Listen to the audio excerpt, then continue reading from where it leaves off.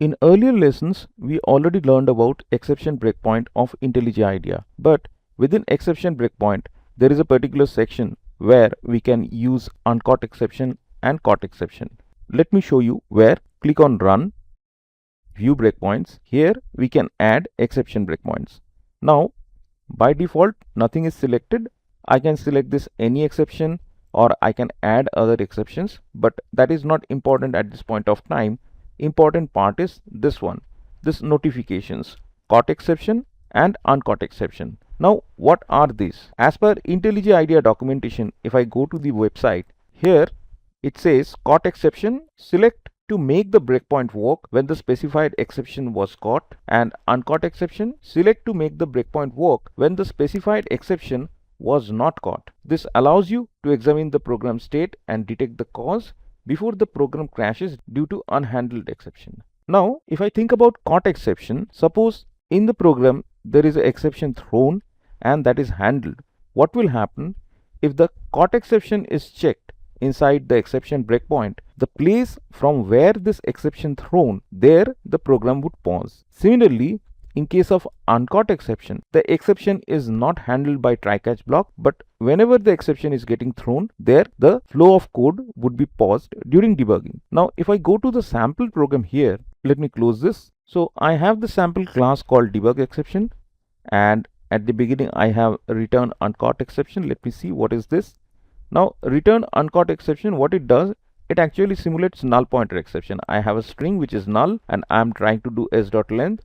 So anyways, this exception would be thrown here, and if I go back, just this particular method is called, it is not handled within a try-catch block. So it is unhandled exception or uncaught exception. Then within a try block, what I am trying to do over here, let me click return caught exception handled in current program. Now, what is current program, what is outside current program, I'll come to that detail, but what I'm doing over here, I'm trying to throw an illegal argument exception. So this exception is thrown and here you can see it is handled. So this scenario is caught exception. So I have uncaught exception, I have caught exception, and then there is another part here also. I'm trying to create one URL with invalid value and I'm trying to catch the exception here. Definitely it would throw some exception. So this is also another variation of caught exception. But why I am using both of them, this one as well as this one, I'll explain later.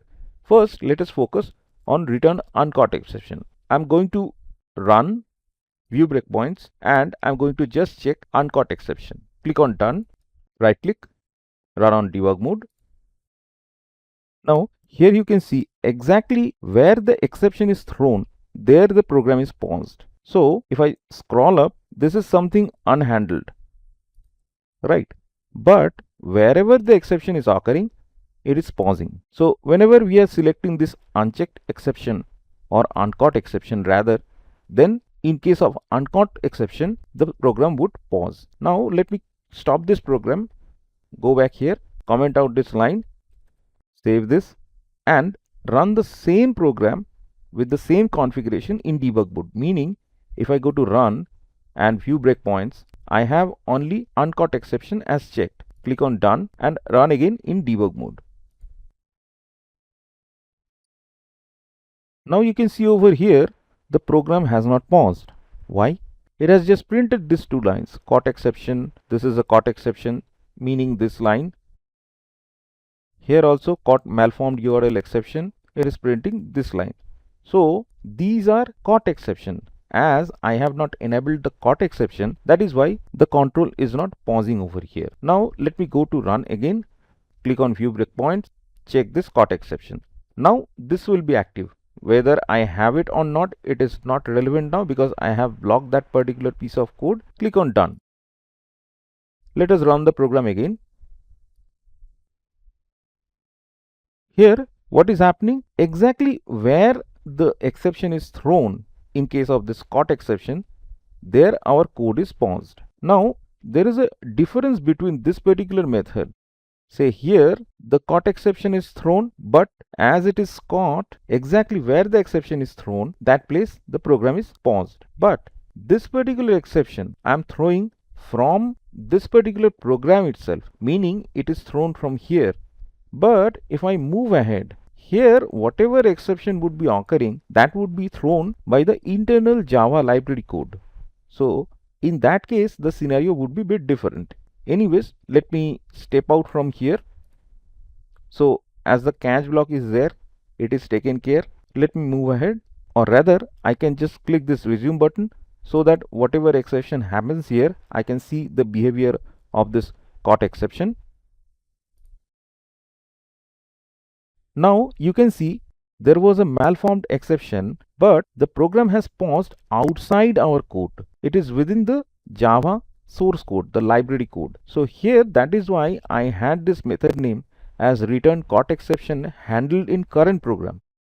But here the exception itself, although we are catching it, but it is thrown from inside the library. In case of this method, it was thrown from the current program. So the control paused over here. But as it is thrown from within the library, it would pause here. And another thing, if you see the stack trace, it would stop at different levels. If I do a step out from here, you can see it is pausing again and finally coming back. So this is the difference between caught exception and uncaught exception. If we are using or checking this caught exception, there could be scenarios where we don't want the program to pause within the class libraries or the internal framework. But even though we try to configure IntelliJ in that way, like controlling the stepping method, if the caught exception breakpoint is set, it would stop. How is it? Let me show you.